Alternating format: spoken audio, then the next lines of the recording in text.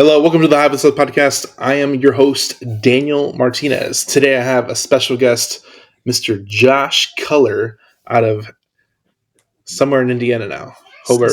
Still Northwest Indiana, still home.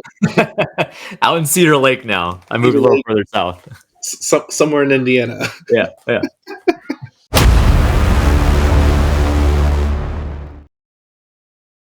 So me and Josh have a very long history together, and we had funny story is how circles work. But we went to high school together. I'm 1 year older than Josh, but I had a bunch of classes with him in wood shop, and we saw each other in high school a lot. Class of 2011 for Josh here. But man, it's just been a long time since then.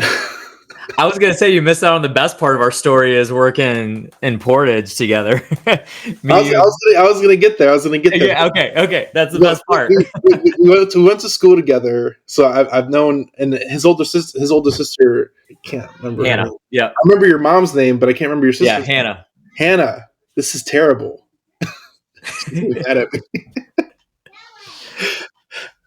I was going to say Susan. I'm like, no, it's not Susan. That's my mom. Yeah, you're good. It's been a long time, dude.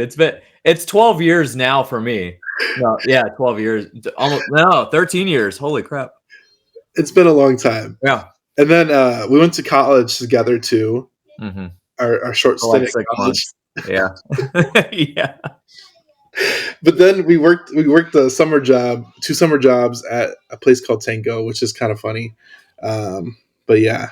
I saw a plumber. He said he's been working there 25 years now or something like that. Yeah, he's been there a while. I still get Bears tickets from him every once in a while. Do you really? Season, yeah. He's still got the season tickets. So. Oh man, I gotta hit up that connection. Yeah. But man, I don't know about the Bears, but it's cold. I left Indiana, and I don't miss the cold, and I'm good. Mm-hmm. But let's move on the story. But me and Josh have had a long-standing history together for a long time when we were growing up, and then even after we grew up. And we have a lot of stories that we'll never mention again. Lots. Countless. Interesting story is that Josh got into real estate after that point, and then I got into real estate a couple of years later. But you've been doing real estate stuff for a very long time now. Yeah. Like when did you start that? Yeah, that was literally like I went from because I was working in Tanco and also because that was part-time, and I was also driving forklifts in Chicago. So that was like 2 years out of high school. And I went straight from that to working with our good friend, the Cavenders. And like I was doing all kinds of stuff for them. And I went straight to doing that like right afterwards. And I did that for 6 or 7 months. And then I got hired by Gary Harper to work with him and their organization, their wholesaling organization. So it's 12 years now that I've been in this industry, which is a very long time. It's kind of crazy. So it's been a while. So you've been in longer than I have. I started about 6 years ago. I kind of went a different path, but you've been in real estate for a very long time, and in wholesale. Gary, Indiana, stomping ground for that market. Yeah. Yep. So a lot of people don't know Gary. Can you tell everybody a little bit about Gary and why people love Gary as a whole? Yeah. I mean, so like I did a lot. So to be clear too, like when I was working with these organizations, I was running their marketing. So there's a lot of like different things that were going on back then than go on now. Like it's a completely different issue. Even you entering the space 6 years ago, I mean, the changes are crazy. So a lot of it does have to do with that. But Gary's just such a, well, first of all, like it got hit twice. I don't know the deep history of it, but it did get hit twice during the 2000s. Of course, 08 was one of those. And then it was earlier, a couple of years before that, with some sort of a tax bill that got passed or something like that. Oh, wow. And because of that, so Gary was known for being like one of the crime capitals of the United States at that point, but it was also a very, very good market for rentals. Now, good market is subjective because obviously, like given the type of market it was, you're going to have a lot of crime and stuff like that. So, but it's nearly like a very, very high percentage of rental market versus, homeowners. So lots of rental opportunities there. And of course, being in Northwest Indiana, right outside of Chicago, and you're competing with those markets, which is, going to be double or triple whatever the going rate is over in Indiana, 30 or 45 minutes away. The price points of the homes were just, you and I have heard stories of people buying homes in Gary for $1. Like, no joke, $1 they bought a whole property for. There's all kinds of like different stories that are like that. Your average price would be $12,000 to $15,000 you could buy a house for. Of course, you're going to flip it and that sort of thing, but you're going to put a renter in there for $1,000 a month, and it's just like, you're not at the 1% rule. You're like 2 or 3, sometimes even 4% rule at that point. So it's just a great market. And they got hit with these, recessions, that sort of thing. And like almost all of Gary got cleared out. What's funny, Daniel, there's 2 markets in Gary. So there's a lot of like, it's a really big, like, geographical location. A lot of people don't understand like how big it actually is. And the north side of it, right on the beach, is Miller Beach. There's $1 million homes on Miller Beach with a Gary, Indiana address, which is crazy to some people. And then I actually my first home that I bought was in Calumet Township, which you know where that is. It's on the very south side of Gary. And that's a homeowner's market. There's like, we had a full acre of land. We had great neighbors around us. I would say it's probably like an A- neighborhood, that sort of thing. Like, just really, really good neighborhood. But and you have the middle. Yeah. And then you have the middle. So the closer into downtown that you got, downtown Gary is where it got like really, really sketchy. But even so, to this day, that's very vacant. However, it is still a very good rental market, and real estate investors love it.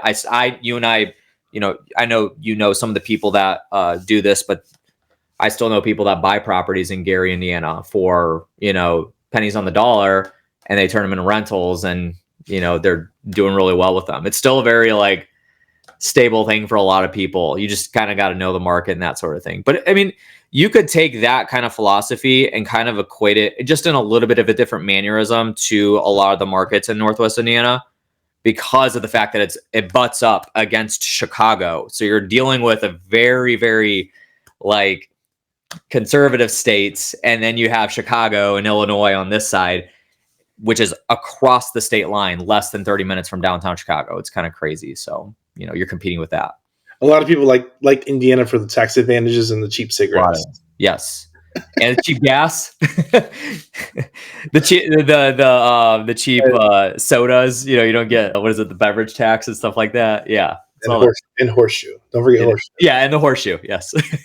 Hey, we got the Hard Rock now, so yeah, a burr. But yeah, there's a lot of different. I'm glad you for everybody here that wants to invest in rentals. I'm glad you kind of synopsis Gary a little bit, because a lot of people don't know anything about Gary, and this is like something we pass by it every day. Yeah. Well, what's crazy is, dude, it used to be, and this is something you could take just directly out of a history book. It's like, it used to be one of the most thriving markets in the country, because it's such a prime, like, you think of where we're at. We always, you moved away, but this is like, we always say that, you really can't not get a direct flight anywhere from Chicago. So, and Gary's right next to Chicago. So this whole market, this area that we call the armpit because of Lake Michigan, literally shaped like this, it's very industrial. The place that you and I worked during the summers when we were younger, that's right next to Gary, Indiana. Very industrial, a lot of the steel mills, a lot of oil factories, stuff like that. It's just such a great place for the industrial, and then right next to Gary, you have East Chicago that has one of the largest BP plants in the country. It's a very, like, there's a lot of jobs here, and there's, quite a bit going on, even though the city's vacant, even though a lot of that area is, hit with poverty and that sort of thing. It's a really weird market, really weird situation that we're used to, but it's like, you really think about it, it's like, this is kind of interesting the way this works, So I thought it was interesting to me because, like, I lived there my whole life, but you really understand like the demographics of like adulthood and adult jobs and all that stuff. So you become of age, so you actually start working a job and commuting and all that stuff. And like everybody that lives in Indiana worked in Chicago at some point. Like, just made that commute. It is what it is. Even my brother lives in Valpo. He makes the commute every day. to Yeah. Yeah. A lot of people do that. And Valpo's what, an hour and a half away, maybe even further than that some days with traffic. But my dad, I mean, you know, my dad, he's worked in downtown Chicago now for almost 35 years. And we've lived in Northwest Indiana the whole time. And we lived in, you and I both grew up in Hammond, and Hammond is like, sometimes if you take the Skyway, it takes them less than 25 minutes to get to Chicago. So people will, you know, because Chicago salaries are going to be far superior to working in North. Even you have corporate world, right? Like, and that's where my dad's been, is in corporate world. And the salaries are just so much better in Chicago. However, like, the cost of living is so much different from Chicago to Northwest Indiana. So yeah, it's interesting. Yeah, a lot of people benefit off of that, including my family. Yeah, for sure. So let's talk about, you ran the marketing arm for the real estate business. Let's talk a little bit about marketing, because I think this is this is kind of like your like my niche, my specialty. It's your thing. Yeah. So let's talk about marketing for real estate, and then we'll talk about marketing in other ways for investors. So marketing for real estate, I know you said you did that for your company when you worked over there. Now you ran like the list, skip tracing, pulling the data, all that stuff. You're like the dude. You know what's funny? So everybody talks about that stuff. When we were in our heyday, we were doing anywhere from 250 to 300 deals a year, and the market was so different because acquisitions back then. I mean, we're talking like 2013 through about late 2017, going into 2018. So that time frame, marketing for us was building buyers lists, and it was creating a reputation in our marketplace. We did very little direct to seller marketing. Acquisitions was a bunch of people in a room and some VAs overseas. That, you know, VAs really weren't a hot thing back then. So we kind of discovered it because we were a little bit of a larger organization. Yeah. Acquisitions was placing bids on HUD, auction, MLS. That's what acquisitions was. So then you'd lock down a property, you know, HUD would accept your offer. You lock down a property for $500 earnest money. You market it for 30 days. You try to, you know, attach you're wholesaling, but it's kind of like what everybody calls reverse wholesaling. So like, we have a property, every day we would come in and we'd have a list of like 30 to 50 properties. And we would just spend the whole day trying to attach a property to a buyer, property to a buyer, property to a buyer. And that's all it was. And so the marketing arm of it, that's where like what I'm into today is the content marketing side of things, social media, YouTube, podcast. I mean, we started social media and podcast to build our buyers list. That's what it was meant for. So we would get guests on, people that could potentially be buyers for us, and we would trap them on an interview for 30 minutes and then, you know, chit chat with them for the next 30 minutes to try to get them to be a buyer for our buyers list and convince them of our properties and stuff like that. That was the deal. It was very much different. So to answer your question, like the skip tracing thing, even like, you know, I know it's going away, but the text blasting and cold calling stuff, like we never did any of that stuff. There's just none of that back then. So I think it's interesting because like when I started, that's what it was. Like we were doing with the seller, and I think, man, that's like we didn't even do any of that. Yeah, right when you were coming in is when things started to shift. Because I mean, there was probably like, I mean, so that organization consisted of, you know, if you're in our industry, you probably know, you know, David Richter, Gary Harper, a guy named Wayne Schaefer, Tom Olson. We were all a part of that organization running that thing. It was a monster machine. And then late 2017, it, you know, when the market kind of shifted, there wasn't really a crash per se, but it was a big shift. And I remember walking in one day that, you know, into the acquisitions room that I told you about. And the leader of that department was like, there's no properties on HUD. Like just all of a sudden there's no properties. And I literally was like, what do you mean there's no like at that point, they're placing thousands of bids. I'm talking thousands of bids on properties every single week. And they said, there's nothing on HUD right now. And we really can't find anything good on auction or MLS. So then we had to shift and start doing direct to seller marketing. And it was a hard shift, dude. It basically like made the organization kind of fall apart at that point, and everybody kind of split, went their own ways, that sort of thing. But it was different. It definitely like shook the whole organization and rattled us when that shifted. So that is insane. It's insane how overnight it just shut off. That's insane. It's insane to me. Yeah, it was crazy. We had no clue because like this was like I think this was a Thursday that one happened, and on Wednesday we had locked down like 2 or 3 properties because I remember them getting added to the spreadsheet, and that was like the last ones that we really added to the spreadsheet that we had. It was different, man. It's crazy. Did you stop doing real estate on that side after that pivot and change? You went straight to the content side. Yeah. So like at that point, then, so long story short, we had all started a real estate mastermind together when we were in that organization. And this was before like everybody was starting education, programs. Like there was a very small handful of people that had actual educational program where you could like do coaching with them. You could do events on site with them, masterminding, that sort of thing. Now everybody has all that. And we had started an event where people would come to our office and we would teach them how we do what we do. And that was pretty much it. So the philosophy was like the one who, educates the market, dominates the market. And that was kind of the mindset going into it. So we started events, then we had a mastermind going. And at the peak of that, there was maybe 35, 40 members a part of that. And then once that wholesaling organization split up, the owners of all the education piece, the wholesaling piece, they all kind of swapped shares, that sort of thing. And I went to run the mastermind because I was highly invested in it at that point. Yeah. And so I ran the mastermind for 2 years, and all this during this time, like this whole time, even being a part of that wholesaling organization, I was always working on content. You could track back to I could link them here, but like you could track back to our first interviews that we ever did with each other, the first podcast and the YouTube videos and that sort of thing. And all of those would get sent to our buyers. All of them would get sent to, building relationships. And that was meant to cultivate relationships. So I've always been in and around the media side of marketing and, took that into the mastermind. And then March of 2019 is when I went full time into doing this. So I started my podcast 2021. Yeah. 2021.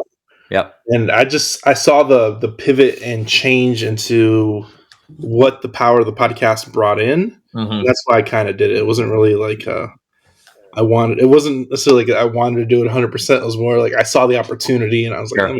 let me just run it. Sure. Yeah. And that's why we do a lot of things. I mean, that's a good teaching lesson too, is because and here's the thing is at some point you discovered why you're doing it in the first place, right? Absolutely. Like that you discover that. That's the important part. So you are actually an anomaly because most people that start something like that, whether it's a YouTube channel, they start doing social media content or a podcast, anything in marketing, they get told it at a mastermind or like they see somebody doing it that's in their industry and like they're like, I can do that too. So they start it up, but they don't really know why. They don't have a reason for it. Then they stop it after a couple months because they got excited and bought all this camera gear, invested all of their time into it, and then realized, well, this isn't as easy as I thought it was. Plus, why am I doing this in the first place? I'm not getting paid. Yeah, exactly. So I'm not getting a return on my investment that I'm making with my time or my money. But for you discovered that reasoning. And that's like a principle that I try to teach everybody is like, if you're going to start any of this stuff, don't just start it just because somebody told you to. Start it because you have a reason for it. You're using it as marketing for HiveMind, and that's the purpose for it. So anybody that's starting a podcast, anybody that's starting social media or YouTube or whatever, writing a book, email list, it needs to be a very specific reason, and because you're leveraging it as marketing, and that's the important thing at the end of the day. So yeah, I think a lot of people, they overcomplicate it, and they do. If you go listen to episode 1, it's terrible. Like a lot of people, and that's okay. Yeah, look up your favorite influencer and go back to their very first piece of content they ever put out, and that'll give you a little bit of confidence. Go look up an Alex Hormozy or Orion Pineda and see what their very first piece of content was that they put out. And I promise you'll die laughing and be like, okay, I get it. It's a commitment. You get better over time. I get it. Thanks. That's how it works.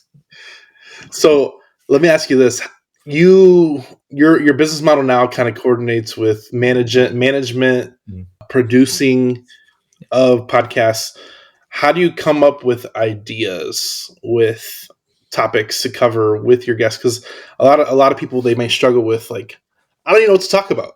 Sure. Yeah. No, it's a really good conversation to have. There's my answer, like if we had this interview 2 years ago, I would have given you some good pointers and tips on doing it.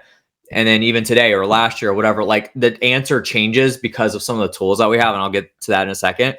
The quick, short answer is depending on, for instance, like HiveMind, you guys have customers.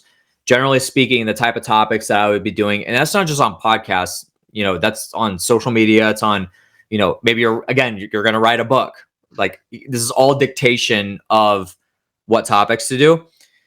Is the hard factual data is answering questions that your prospects, your leads, and your clients have.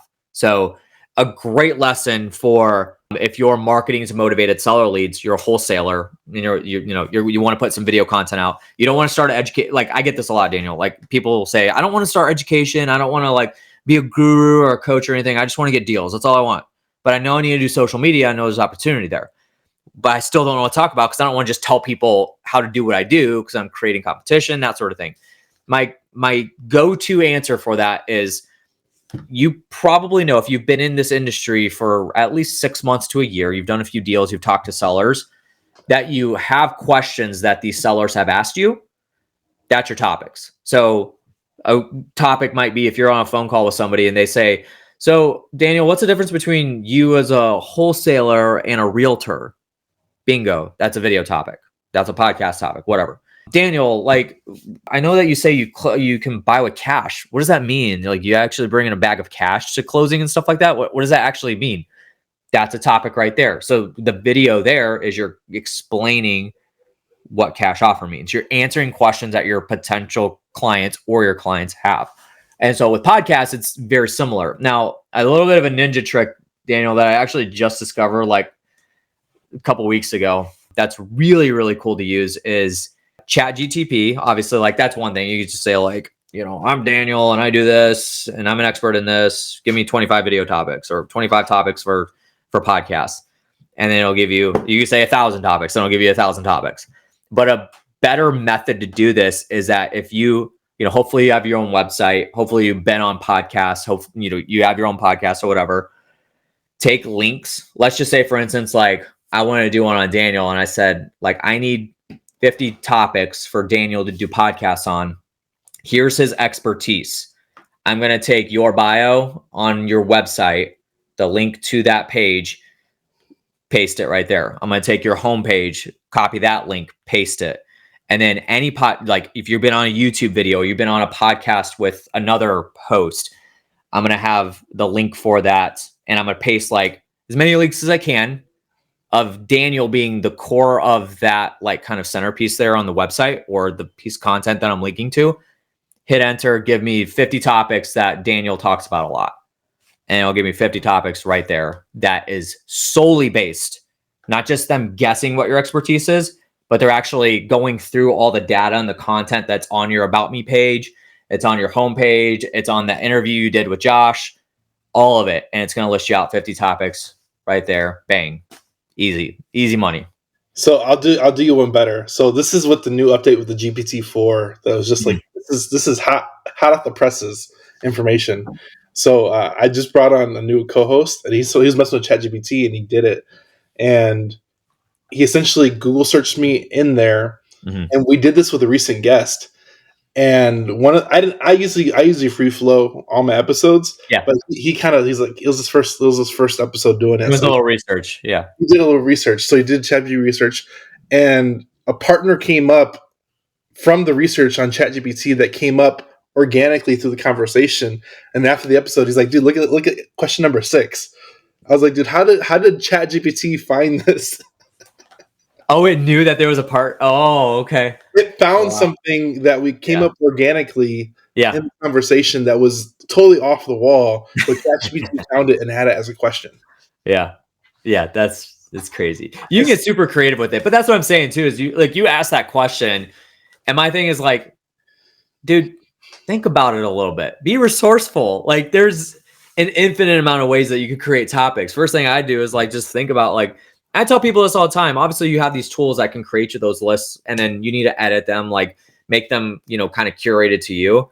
But if you just sit down and write like 1 or 2 topics down, it'll start to flow. You'll be able to do the next one, the next one, the next one. Normally the hard part is when you get like 20, 25 pieces of content deep and you're like, I've already talked about this. But you got to remember too, the thing is that like, if you pick any of your favorite influencer that's out there putting content out, they normally only talk about a core like 4 to 7 things. It's just in different messaging, different context, different stories, just kind of like, reframing it in a different way, contextual to the person that they're talking to or whatever it is. But it's all centered around like 4 to 7 core topics that they talk about.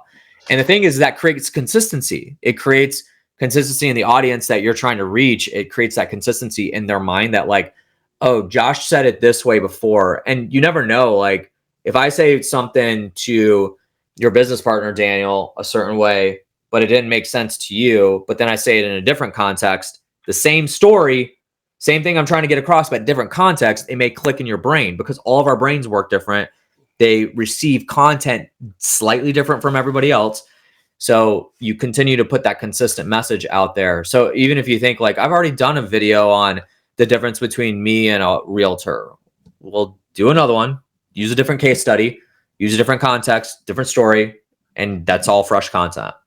So no, one of the things I love about this is that as you do this more and more, you come up with like your own internal script that you create on the fly whenever you have certain questions come up. Right. And it comes out the same in your mind, but you said it totally different. And then the color of your shirt might have. Yeah, exactly. Yeah. You just change your environment, the color of your shirt, different hat, like it changes it all. Yeah, you're right. It's whole new content from there. I might have said this 10 different times, but I said it 10 different ways. Right. Exactly. Yeah. And like I said, go like seriously, if you want to fact check me on that, go to your favorite like top 3 influencers, consume like 10 pieces of their content, and it's all going to be centered around some sort of form of messaging that they try to get across as a whole topic. And you can do the same thing. So yeah, I've been teaching like different things in different places. Yeah. Because of the audience type. Right. Yeah. Mm-hmm. And you're going to curate that, obviously the thing about that too, Daniel, is that like you specifically asked like podcast topics, and then I kind of went into like video topics. So the thing is obviously, if you're marketing to motivated seller leads, you're not going to start a podcast directed towards motivated seller leads because it's pointless. That's not the medium in which they're choosing to consume content from you. Typically it's going to be search based, or it's going to be based upon like either popping up in their feed, or you have content on your Facebook page because they're going to go check you out there after you've told them your name and that sort of thing.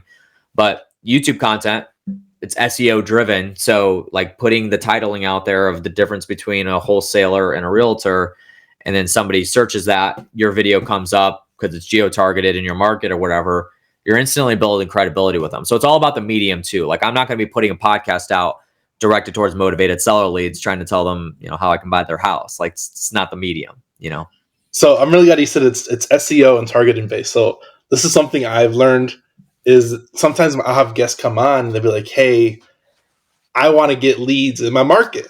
I'm like, I got you. Don't worry about it. I got you. So then we'll do the whole episode and I'll kind of frame it around these questions. But what I'll do is I've done it a few times now. The one that comes offhand right now is last one I did was the dude's out of Tulsa. So I'm like investing in single family homes in Tulsa, Oklahoma. Yeah. And that's the title of the episode with his name. Yeah. I like it. Again, like even podcasting is SEO driven. It's all based on the titles. It's not necessarily like, because the way social media and like, if you take social media as a whole, and then you take podcast, YouTube as a whole, the algorithms in which you get found are so much different from each other, because social media is all based on the content, which is dictated of the retention rate, the click-through rates, that sort of thing. That does have a factor within like the reachability on YouTube and podcasts, but the way you get found is by like your titling, the show notes that are in your, in your content, in the description, the body of the podcast show notes and that sort of thing, the tags and that sort of thing. That's how you get found. and then it's now the consumer's choice to continue to consume that or whatever. But getting found is like one of the hardest parts of content. So yeah, I mean, that's good. I'm glad you did that. It's kind of clever. It's funny because me as a host, I have to know what their end goal is, and then whoever Sure. is. So I'm always trying to Sure. No, that's good. Me as a host, I have to produce a good product, Yeah. So whatever that end goal is, let's make it happen. I like it. I like it. So let's talk about this. I know you've had some, I've heard some of your client list that have had great success with you. Can we talk about some like testimonials for you from your current client list through your social media, podcast, all that stuff? Yeah, for sure. Well, I've gotten to work with some absolute rock stars in our industry, some of the biggest names in our industry that you could imagine, that even I look at them, I'm like, whoa, I got to work with that person. That's insane. And a lot of times too, like what you'll find, dude, is that like big name is very subjective. So for instance, if I say the name like Ron LeGrand, I've worked with Ron LeGrand on his content. That's a big name to a hell of a lot of people that are in the real estate investing space. But then there's some people like, yeah, but he's an older guy and he typically works with like people that are doing like those type of deals and stuff like that. It's not really my flavor. That's the thing you'll hear, right? So like there's subjectivity to this, right? Mm-hmm. I think one of the biggest highlights that I could give is like I think you know who Michael Zuber is. He's out of Fresno, California, I believe. And he has a brand called One Rental at a Time. And he started that literally. So he was my first client I ever had. And he's still with me to this day, 5 years later. And we have gotten his podcast. We're about to cross 10 million downloads on the One Rental at a Time podcast. He's built a really good YouTube channel and that sort of thing. But like his model too, this is where I come in and say like everybody's content models are just so much different from each other. Like every single one of my clients, they do different deliverables. Like I literally build, when I get on a call with somebody that's potentially going to work with me, I ask all about what they're trying to accomplish first and about their business, as opposed to like, if people say, can you send me a package? Like what does your packages look like?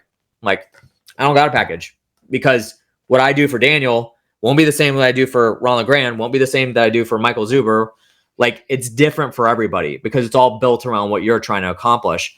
And so like with Michael, his model is volume. So he puts out 2 to 3 core YouTube videos a day, 2 to 3 core podcast episodes a day. And you might think like, that's a lot of content. And it's a lot, but it's the model that works for him and has done extremely well. So he's a golden child of mine, somebody that I really have had the pleasure of working with. He's gotten on some really big stages. He's gotten some really big names to be on his podcast and that sort of thing. And he's made some really big headway with that. You know, we work with if you're in the real estate investing industry, chances are you've probably heard of Collective Genius. They're a great, mastermind to be a part of in the real estate investing space. And we've worked with them now for 3 years, I believe 3.5 years, something like that. And the purpose of their content is, it's very simple. Like, Jason Medley is the CEO of Collective Genius. And when we were onboarding them as a client, this is again where I come in and say, like, it's all about the objectives and the goals that you're trying to accomplish with what you do. And he was very clear. He's like, I don't care about views. I don't care about subscribers. I don't care about followers. I don't care about clicks or anything like that. I just want qualified leads to fill out applications to be a part of the mastermind. That's it. And he was very clear too that he didn't want to be the face of the brand. Like he wanted the members to be the face of the brand, because ultimately in a mastermind, the members is what sells the mastermind. It's not necessarily the CEO, the guy running it. It's the members part of it. Now, Jason's a rock star in himself as well, but that's a client that we've worked with for quite a while that I'm like, they've had some tremendous success because of, being very clear of their objective is to just get qualified applications to the door, and it works. The methodology works really, really well. So those are a couple that I point out, but we worked with many, many people in our space, and you probably know a good chunk of them, maybe over even half, 75% of my clients that I've worked with. And all great people. So, but all in the real estate investing space. So every person that I work with is in this space. We are starting to make efforts to go into different industries, but there's just so much to go around in this industry that at this point I've been in it for, 12 going on 13 years. So it just makes sense to stay here. So I like the niche part of it because the creatives you need to make based off of whatever they're trying to do. Like right. if you did a restaurant business, you might not think of everything. You might not be able to serve that customer that as well because you don't know the creatives you need to do for this. But for real estate, you're like boom, boom, boom, boom, boom, because this is what you've known for the last 10 plus years. Mm-hmm. So I think you're 100% spot on to stay in the space and just target these people. Yeah, it's important. And the other thing too is you always want to service people that pay. Yeah, I mean that's a big part, dude. Like I heard something. I'm not a huge fan of Grant Cardone, but he said something one time that like really rattled me, and it was early on in my business career where I was like, that's extreme. It's one of those things like Grant Cardone says a lot of things that like are really like blunt, straightforward, and simple that like, okay, that's like a very bonehead thing, but it makes a whole lot of sense. And he literally says like, who's got my money? That's what I kind of, I'm like, who has the money that I need to support my business and go in the direction that I want to. Early on, it was like, and no offense if you're a realtor, but early on it was like, I would work with just about any realtor, but then I would have to chase them down to pay their invoices. They would nickel and dime me. They would negotiate the services. I got to a point where like, I'm just not going to work with any realtors ever again, unless they're the broker owner and they actually have the money to deal with it. And so now as a real estate investor, they have money. They have the ability to expand their marketing budgets because the